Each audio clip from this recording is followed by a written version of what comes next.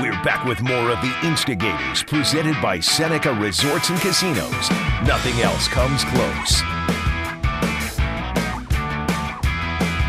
Yes, hello. Is Kyle home, please?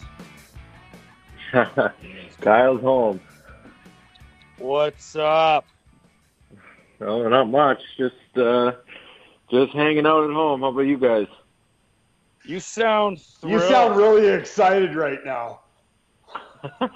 Well, having human-to-human interaction with other adults is it's always a plus these days. Hey, you know what? This is basically what Rivs does all the time when it comes to people. Rivs is all about social distancing. He's been training for this for a long time, and now it's his time to shine. He's been training for this for 45 years. So what have you been doing with yourself?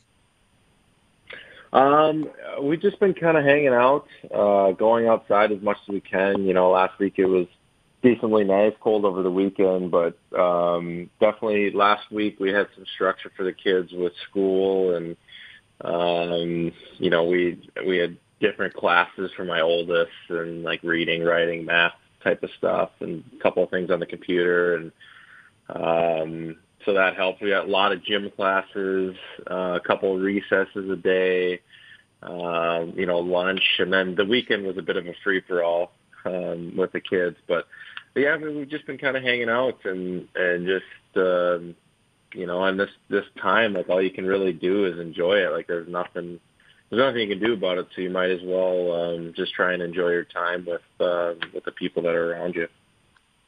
Don't lie. Have you been pigging out on some food that you wouldn't normally eat when you're trying to be a professional athlete? Yes. What? What's the choice of food? Whatever reason, it's been bagels. I don't know why. I never eat bagels, and I've just been hammering cinnamon raisin bagels for some reason. Oh, nice. What do you throw on there? Are we now putting bagels into a food that's not good for you? I was talking a bag of chips, like a full bag of ketchup chips. Or... Kyle, I thought you were going to say, oh, I ate a whole bag of nibs the other night or something. Like, I ate half a family-sized bag of salt and vinegar the other night. My tongue was on fire. No, I'm not a huge chips kind of guy. I'll have some sweets. Like, I got a sweet tooth for sure, but I'm a big guy and I'm getting older now, so like I got to really watch my carb intake, and so now that we just really had nothing to do. The bagels are just here, and I've just been eating them. Cream cheese and jelly. That's what I've been doing. So how much do you weigh? How much do you weigh right now? Oh, there's no way I'm stepping on the scale right now. But, you actually think you've put on weight in the last week?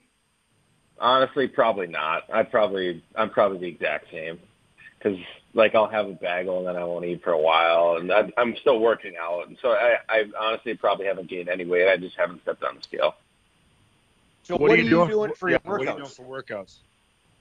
I've just been kind of looking at some old programs that I've used in the summers, and taking little bits and pieces from there. And I got a ton of bands at the house, and so been using some of those, just like doing some warm up stuff, and then trying to do a little bit of explosive stuff when I can. I mean, I'm a bit limited. I've kind of had some nagging things all year, so I can't do a ton, but we actually ordered a bike too, a stationary bike, so we'll have that hopefully by the middle of the week, and then they can hop on that and get some cardio in that way.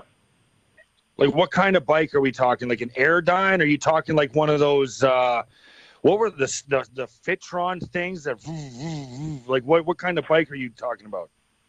So we actually ordered a Peloton, and something that I've been looking at for a long time, and it just seemed like I had actually been meaning to order one the whole year, and I just hadn't done it, and now that I kind of have some time on my hands, we ordered one. So got a Peloton coming. Very cool. You're not going to hear any excitement in my tone. Peloton. I mean, you talking to a bunch of your teammates? Yeah, I've been talking to the guys a little bit, just checking in. It was a bit of a mad dash for everybody to kind of get home to their families and get where they wanted to be for this kind of quarantine period. So yeah, everybody's settled kind of, I think, where they're going to be, and yeah, I mean, we've been in communication for sure. So where are you? Are you still in Western New York, or did you go home somewhere else? Oh no, I'm here. We're home. We sold our place back in Minnesota, so I mean, we're here for the long haul. Oh, nice. Okay. Wow. So how many times have you watched the movie Frozen with your little girl? Well, Frozen 2 has been on every single day, and so I've come to it's been pretty crazy actually. So my oldest is 6, my oldest daughter's 6, and my youngest is 2. So when Frozen 1 came out, Ellie was just like all about it, and that's all we did was just hammer Frozen all day. And then now Livy only watches Frozen 2. So it's just been crazy, the time gap between them, and they were completely hooked on Frozen at the same ages. Well, listen, you got Frozen going, you got your kids. We know you got to go. Can I ask you, or can I just talk hockey with you for 1 second? Like, with the season where it is and how you were playing, I mean, Riv and I don't know if Riv wants to say anything, but you were playing great, man. I mean, it was fun to watch you play with Gergensen and Larson every single night. We always knew we were going to get a good effort and a lot more offensive scoring chances than I think people expected. So, I mean, I don't know, like, does that weigh on you when it comes to a point in the season like this where season gets maybe put on hold because of how well you guys were playing? Yeah, it causes you to really kind of self-reflect and look at the season as a whole. And, with the way that our line was playing and kind of developing chemistry throughout the whole year, it was a lot of fun. This year was or has been an extremely rewarding one for myself. Was definitely asked to play a role at the beginning of the season that's been different to what I've been accustomed to in the past, and with Larry and Z, it's been awesome, and can't say enough good things about those guys and how those guys have played and the way that they've elevated their games. I think offensively has been awesome this year, and the three of us just found some chemistry and we just ran with it. To start the year, we played well early, and then we kind of hit a bit of a lull. And then, when I kind of came back from injury there, a month and a half ago or whatever it was, we really we started to get back to our offensive game, and we started to put some pucks in the net. And it's just been fun to play with those two every night because you know exactly what you're going to get. And I think that as a line, that's really important when you can have some consistency with a couple of other guys. How much did Ralph Krueger have to do with that? Well, Obviously, on many nights, you guys played a tremendous amount and was given a huge role in shutting down other teams' top lines. What was the message that you were hearing from him? Well, he just told us to play, just play our game. And,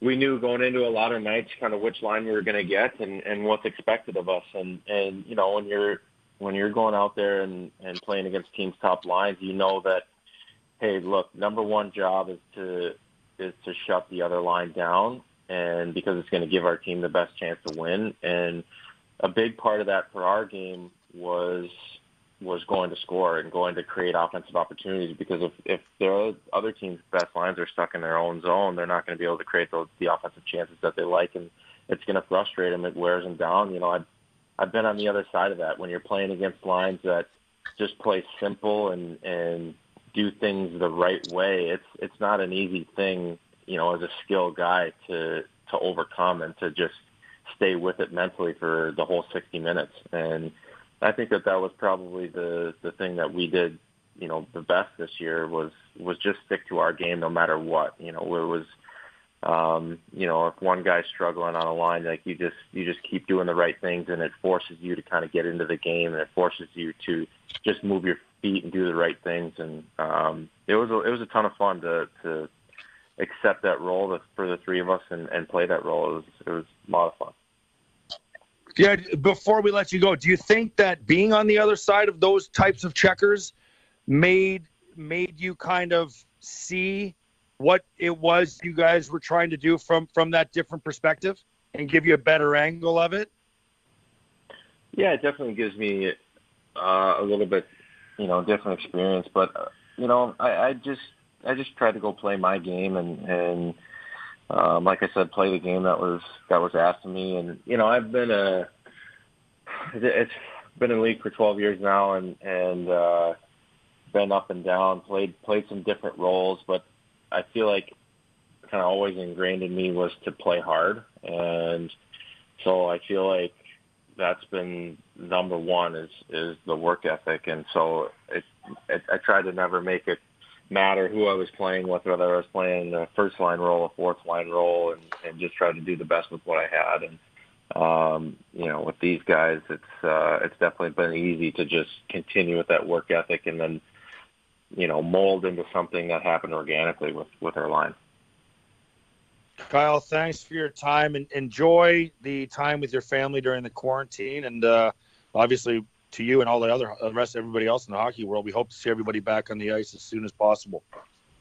Yeah, thanks, guys. Thanks for having me on. I appreciate it. And, yeah, enjoy the time with your families as well.